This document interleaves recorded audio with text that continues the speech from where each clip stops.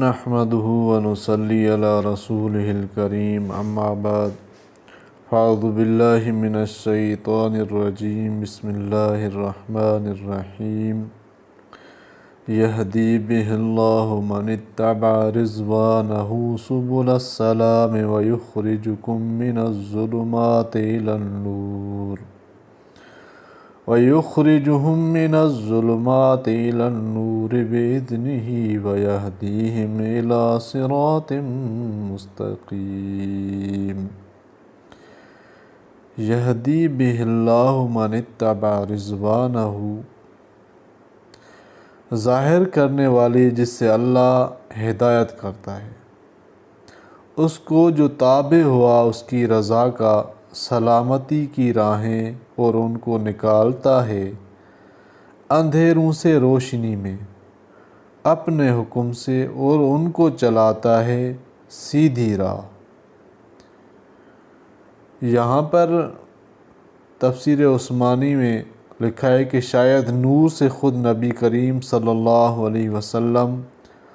اور کتاب مبین سے قرآن کریم مراد ہے، یعنی یہود و نصارہ جو وحی الہی کی روشنی کو ضائع کر کے اہواء و آراء کی تاریکیوں اور باہمی خلاف و شقاق کے گڑھوں میں پڑے دھکے کھا رہے ہیں، جس سے نکلنے کا بحالت موجودہ قیامت تک امکان نہیں۔ ان سے کہہ دو کہ خدا کی سب سے بڑی روشنی آ گئی ہے۔ اگر نجات ابدی کے صحیح راستے پر چلنا چاہتے ہو تو اس روشنی میں حق تعالیٰ کی رضا کے پیچھے چل پڑو، سلامتی کی راہیں کھلی پاؤ گے اور اندھیرے سے نکل کر اجالے میں بے کھٹکے چل سکو گے، اور جس کی رضا کے تابع ہو کر چل رہے ہو اسی کی دستگیری سے صراط مستقیم کو